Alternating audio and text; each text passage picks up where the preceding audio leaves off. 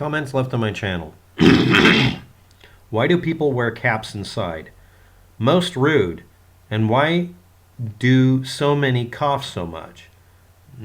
Why not go online when the cough's gone, so it isn't irritating? Many people will just turn it off. I have a continuous permanent problem with my upper respiratory system that causes me to cough after I've eaten anything or for no reason at all. It's a reaction.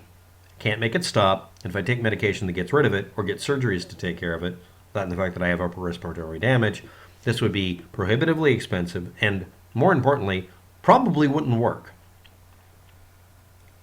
Norman. Next. I wore a cap inside because I was cold. I'm suffering from an illness and injuries, physical injury, to the deltoid muscle here. I found out the name of it. It's one of the deltoids, the front one. And it'll take anywhere from 2 weeks to heal, which is optimistic because it's already been 2 weeks. For the other one, which was this other deltoid that was damaged, it's actually okay now, which is weird. It did heal in 2 weeks, but this one is taking a lot longer. And it wasn't injured before. I managed to injure one and then the other somehow. Or it'll take 6 weeks if it has any kind of tearing, or it'll take 4 months minimum if it has any hard tearing, which is what it seems like. And I still don't know how the hell I hurt myself. I cough so much because of a problem I have.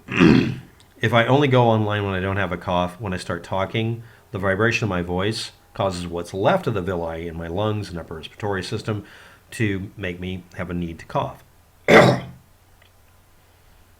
Many people just turn it off. That's okay. I don't mind. I don't have any ability to control anybody's feelings about this. As for wearing a hat inside, I've had a bad hair day for many decades, and honestly, I just wanted to cover it up because it was cold. I didn't have it warm in here for that moment. Next, we're going to go on to the comments of the day concerning the meme or the lie of a CEO or some upper echelon person, it keeps changing, who worked at Vodafone and was recorded as doing a tell-all, telling everybody, "Hi, I'm a whistleblower.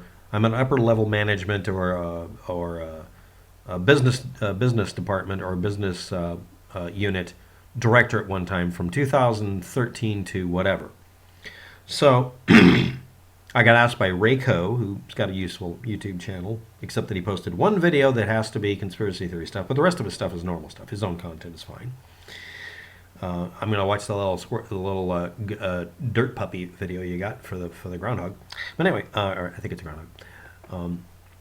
Who is the head of Vodafone business unit between 2013 and 2015? Well, at that location that's claimed, the closest person to match it is a person I've already mentioned. He's an Italian person, probably has an accent, named Diego Galli. And I said, now I dare you to post that back to the liars out there. And I said, whoops, no reply 5 days ago. Then someone said, I found the person claims or is supposed to have a website, and it's Zephaloid. So it's Zephaloid. That's a person in the audio recording that's supposed to be someone associated with Vodafone. But the website doesn't back up any of that, and it shows the guy selling things that are patent medicine objects that don't really do anything. So I did a video about that, but I said that the website owner doesn't make enough money to keep the website up. And I also mentioned in this thread, someone is not allowed to post anymore because that person posted some lies, and I deleted it. And then the person comes back, what lies? And I deleted her comment. You're not allowed to post anything anymore. If you post something that's absolutely not factual, I won't let you post. You're not allowed to mislead people here. Post some facts. Then I get Rayco coming back. I tried calling the number. I listed a number in it, and I actually checked it. It's the one that's listed on the website. That doesn't mean it's active anymore. It could have been left up just long enough when they first set up their website or when they first set up their LLC. It doesn't have to be updated necessarily.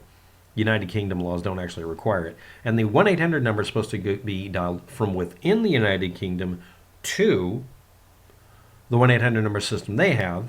It's the equivalent to it apparently, but I don't know. And you should get the Vodafone representative immediately.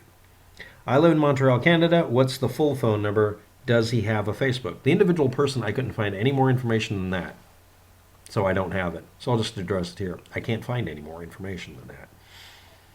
And next one.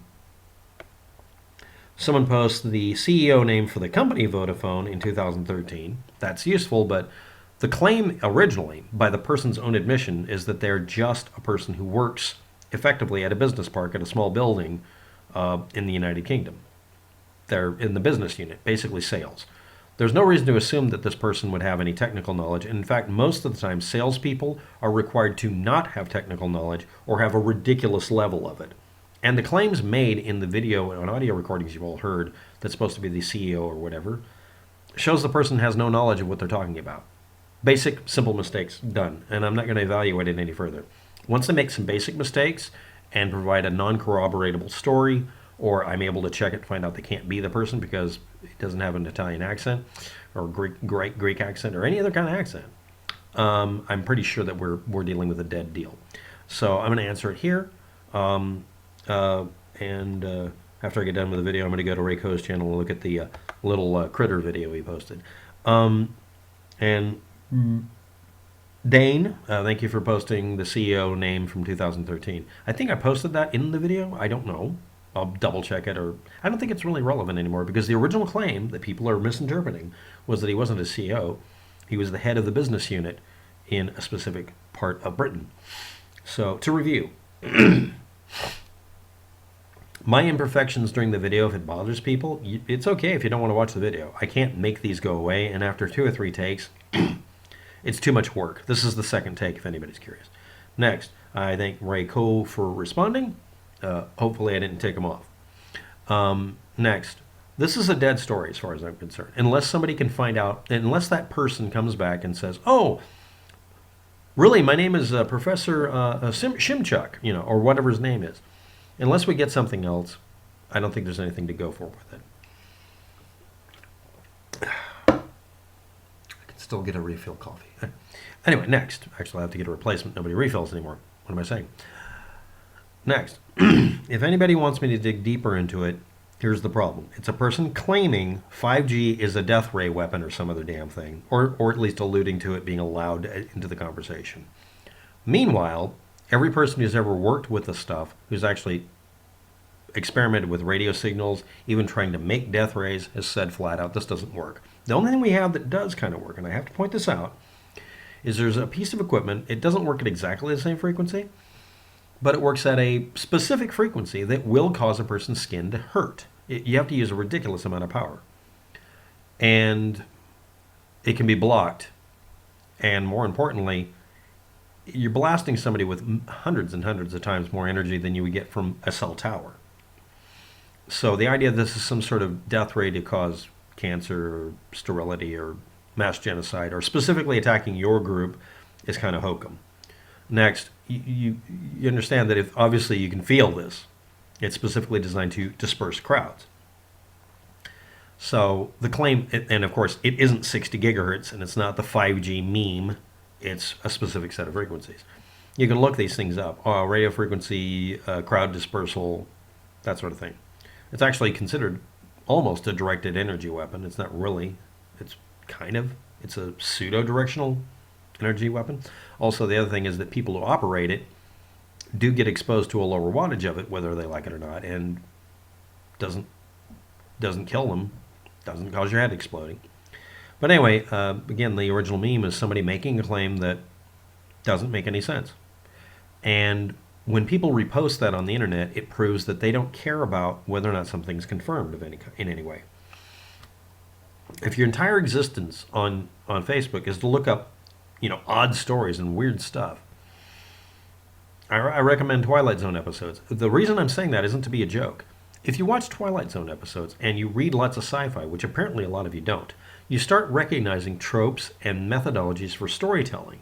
And then you start realizing, I'm being told a story here. You also see it happening in the news. A lot of the news is storytelling because they're trying to explain something to you, so it's kind of handy.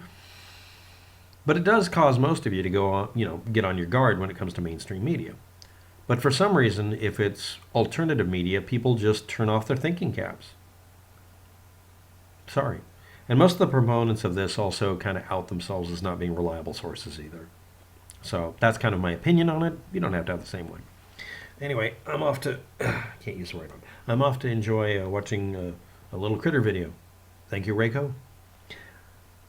Goodbye. Good luck. Thank you.